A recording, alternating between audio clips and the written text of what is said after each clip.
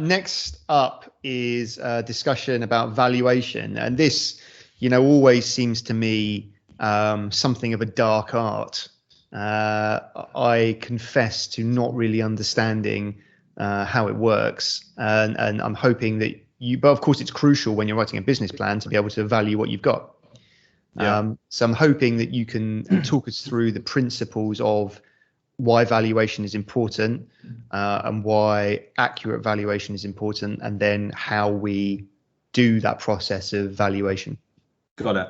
Yeah. So the thing that I always think of when I start thinking about valuation and I'm trying to explain it to people is that we're trying to avoid that moment. If you've ever watched The Dragon's Den, where they explain where the dragons ask them what their businesses is worth, and they say 20 million, and the dragons fall into stitches of laughter because all they've got is a PowerPoint presentation. And so that's the challenge that you're trying to solve for. And there's a couple of ways that you can look at it. The first thing I would say is that valuation is an art.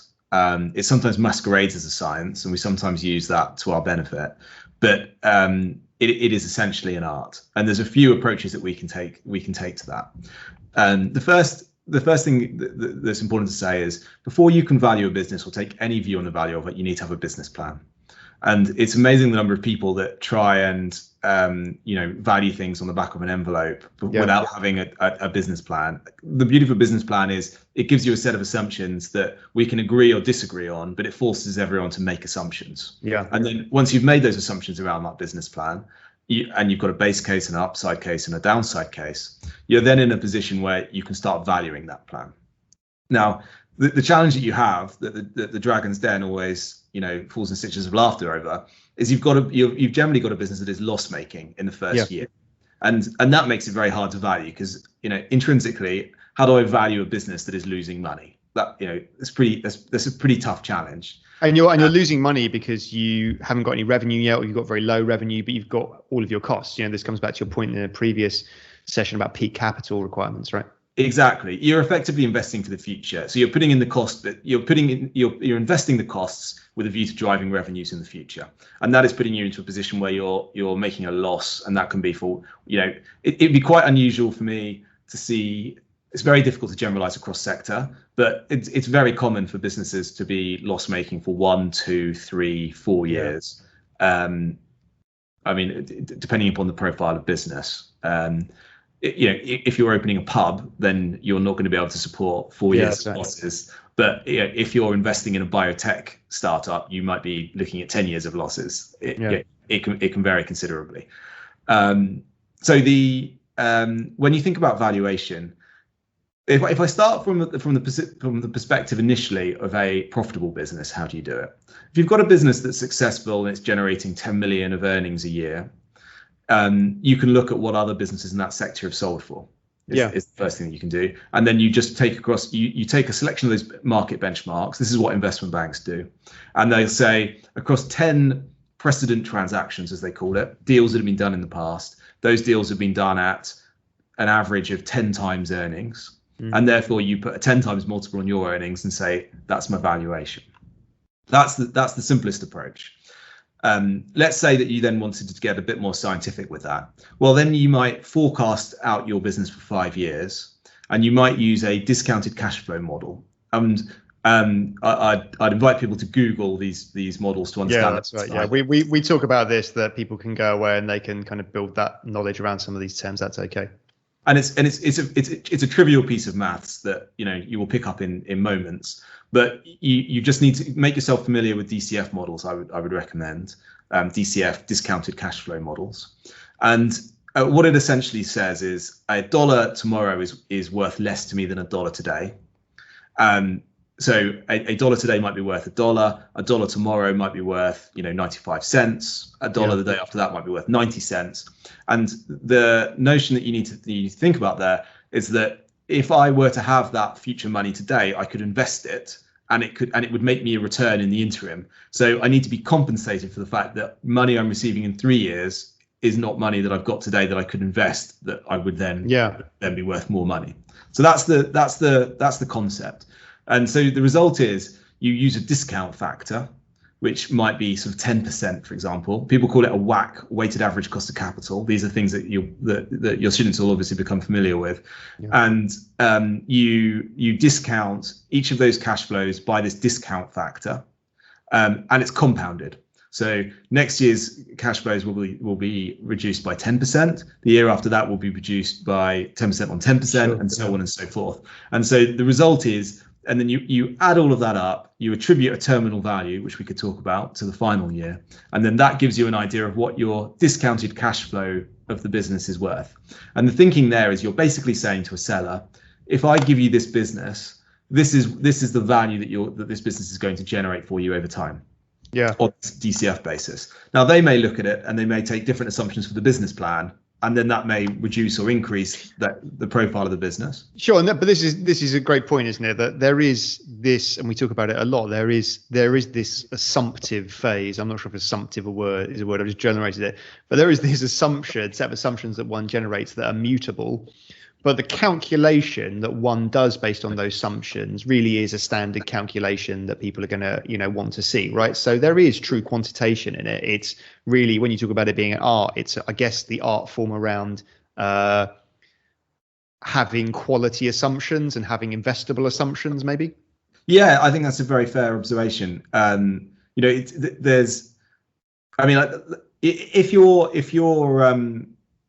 If you knew your business plan with certainty, for example, if you're buying a toll bridge and you knew, that no other toll bridges are going to be built between England and Wales, and the toll price is X, and I know how many cars pass from England to Wales, yeah, I can say with very high certainty what my business plan is, and therefore I'll be able to forecast that business out for 5 years with great certainty. And so what happens is the discount factor that's applied to those future cash flows is very low.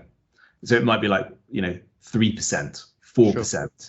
If, on the other hand, I present to you my plan to launch a competitor to Formula One, and you're not sure over whether there really is an opportunity for me to create my competing motorsport with Formula One, you might apply a high discount rate to that, yeah, and you might say, well, I'm going to put a discount rate of 30% on each of those. Sure. And that's 30% compounded. So that would be a quite aggressive position to take, but that may well be a balanced position to take if you think that it's a very risky opportunity. Yeah. So there are sort of mechanical approaches that you can take, and then you also need to think about what the industry norm is for some of these valuations. Like there are some businesses which get valued at customer multiples. Famously in the dot-com bubble, there was this period where all of those dot-com assets, which your students will luckily have not lived through. They won't remember. Yeah, they won't remember. Sad. But around the year 2000, there were a lot of businesses like Pets.com was being valued at like an unbelievable valuation. And however, we were all dot-com millionaires, weren't we? I seem to remember being a dot-com millionaire at one point, and then just I think you were. Pudcoin. Pudcoin's still going. I don't know. Is it still going? Yeah. It's So I think that with those customer multiples that they're worth thinking about, but there are fundamental based valuations, and then there are more speculative comparative valuations. A comparative valuation is where you say that business is sold for X, therefore I'm worth, X minus 10%. And I think, for some people will find the ability to engage with some of those more quantitative models a little more difficult than others. But as you say, there are those comparative models that you can really lean on. And I guess also using both isn't a bad thing, using a quantitative model and also in your business plan, showing comparative examples of things that are related. It only strengthens the case, right? Yeah, exactly.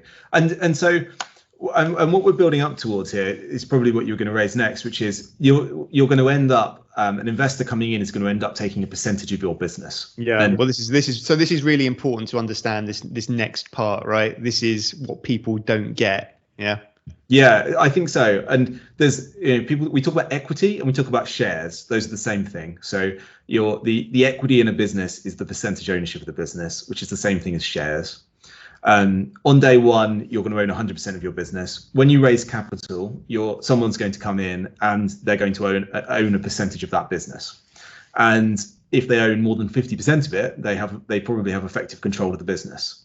But they'll probably come in for less than 50%, but over time the founders will typically end up with, they will concede more and more shares in the business as more and more money comes in. So this is every time, and this goes back to what we were talking about financing in a previous session, is you're going to want to do multiple rounds of financing, very likely, right? It's very unlikely that you'll take a pot of cash on day one and everything's tickety-boo and you make your fortune. There will be rounds of investment needed. And very likely you wouldn't want to take all your money on day one, because on day one, of course, your valuation will be relatively low compared to, hopefully, after a year or 2 years when the valuation is higher. So we also talk about pre and post money valuations, mate.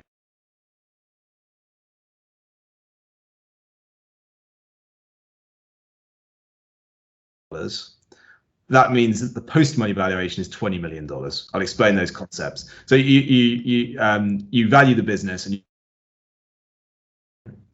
and that's on a basis. If it did, this is what this business would be worth, 10 million. And then if you then need 10 million to come into the business, the post-money valuation is 20 million. And the way to think about that is, I had a business that's worth 10 million. I've now got a business that is worth 10 million, but has also got 10 million of cash in the business.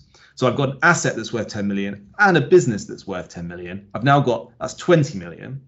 And therefore the investor coming in, the percentage share they would get is their investment divided by the post-money valuation of the round, which is 20 million. So that's 10 over 20, they get 50% of the business. And that valuation I'd expect to go up over time as the business becomes more mature and less risky. So while the business might be worth 10 on day one, it might be worth 100 million in 2 years' time. So then if I raise 10 million on day one, I've conceded 50% of the business. If I were to raise that 10 million in 2 years' time at 100 million valuation, clearly I've only conceded 10 over 110. So I've conceded a much lower percentage of the business. And this is again, and I do come back to this point because I think it's important about your growth strategy, and I am maybe a bit over cautious about thinking portfolios of IP and things, but that's one of the reasons to build your portfolios of IP, because they add value to your business, right? And so they're ways to increase the value of what you've got without necessarily selling anything, right? Yeah, it's very true. And another way of thinking about that is thinking about how asset backed your opportunity is. Because if you present to me a business plan and it's based on a set of assumptions, that's great.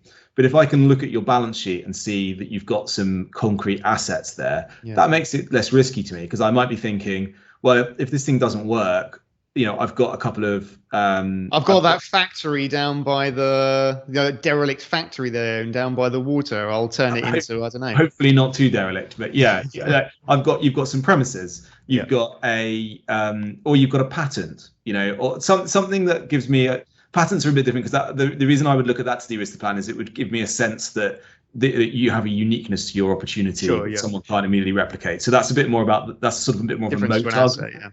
Exactly.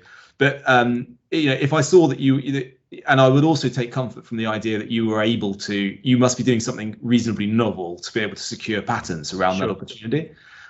So that gives me confidence as well. But if I sort of, the extent to which you've got assets, that always reduces the cost of the funding. Yeah. And so you're going to go through this process, and you're going to hopefully go through some dilutive investment, but not too dilutive. And the thing to also, I think, appreciate is that you will end up very likely with as a founder, with quite a small percentage. Yeah, absolutely. The important thing is that the pie is getting bigger. So you on day one, you start off with 100% of a very small pie. On day 10, on year 10, when you exit the investment, you might only own 6% of a pie that's worth $1 billion. Yeah, for sure. The important thing is that the pie is growing at every step along the way. If you ever end up with a situation where you have what's called a down round, where the valuation starts going backwards, that's the point where the business has lost a bit of momentum. Sometimes you can have a down round and it's not necessarily too bad and the business survives it. That can very much happen. But if you end up having occasions where you raise money at 100 million and then you're now raising money at 20 million, or 10 million, or you can have, I've done restructures where we've completely wiped out all the existing investors and they've all basically gone to zero. And because the business just, has been unable to support its capital structure, then at that point, clearly that, value is being destroyed. But as long as the business is going well and you're raising money at appropriate valuations, you shouldn't be fearful of losing percentage ownership necessarily. Yeah. And so I think, maybe one of the things to say on this, that there are, I think when you start to talk about financing and valuation, there are more complex bits of terminology that come in. And I think, you made the point well, is that there are different levels of theory you can take this to. Like, right, when you're doing an MBA, you're going to one level of theory, and maybe when you're a bit more green and learning, there are different levels of theory. But that point of being comparative, I think, is important. But the more, I guess, the better the level of theory you take it to, the more credibility you have. And as you said, that's really important in your valuation, is the credibility. I think that's right. I would just caution though that I think when you go down that path and you study finance, the further you go into it, the more you just become aware of other people's assumptions rather than your own. Really? And so I think you sort of find yourself, you sort of go full circle a little bit, where you dig really deep in order to fully understand. You can't fully understand, in order to really understand finance and how to value businesses. And then often you come through that process and you think, well, actually, like, there are so many assumptions involved in making these like really sort of complex models.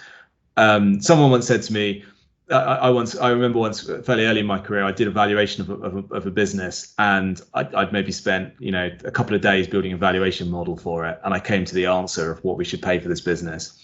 And the CFO said to me, "Is it last year's earnings plus this year's earnings times 5?" and I looked at it, and he was basically right. And that's just kind of someone's, like, pretty much. That's just kind of experience over theory. And the MBA was well worth doing. Well, look, it gives you the advantage of never being blinded by science. Yeah. And I would say that although sort of finance can be complex, often it shouldn't be complex. And actually, we create a bit of a false science and a false theory around it in order to sort of justify things to ourselves. And there's this element of confidence, right, as well, being important. Yeah, there is, but I mean, this is a conversation for another day. But if you look at some of the great financial disasters in history, it's very often has come down to people becoming very cute about their financial theory. We had this idea. It's not necessarily for conversation today, but if you look at the subprime mortgage crash in the US. That was this idea that people had, that you could lend money to subprime mortgage borrowers, people who effectively are very much on the margins of being able to repay their mortgages, and then you'd bundle all of those mortgages together, and by creating a bundled product, you would reduce the risk, because you would effectively create a product that hedged the risk of all of these various people, because you've got such a broad portfolio across all of these properties. So even if 20% of them lost their houses or were unable to pay, you would still make money on the 80% that were. That was the theory of it. And then the error in their theory was they failed to realize that there was cross correlation between those events. So if you ended up with a situation where 20% of people are losing their houses, it turns out that actually there may well be a broad financial contagion that means another 20% are losing their houses, and another 20%, and then the whole thing fell over like dominoes. And that's an example of where people have kidded themselves with numbers, that they could justify a form of mortgage lending. That if you and I looked at that case in the first place and said, you're lending money to someone who isn't providing any identification when they apply for their mortgage, and is asking for you to put up 100% of the value and another 10% of the value, which goes in their pocket for them to spend whatever they want, and they're sofas paying and beer. That's what you need when you need sofas and beer, and they're buying houses in areas that have a history of default. You would not make that lending on a rational basis. Exactly. So just add caution to. Well, I think that's, and Not really off topic, on topic, but it's a worthy point to make. A little free one, because I know a lot of our people want to go into those kind of sectors and industries, and maybe it's a little way for them to have some perspective on that. So that's important. James, thank you. Valuation. We now know everything. I'm gonna point, but in seriousness, I'll point to the additional resources on this one, because I think it's really important for people to gather it fully. James, thank you.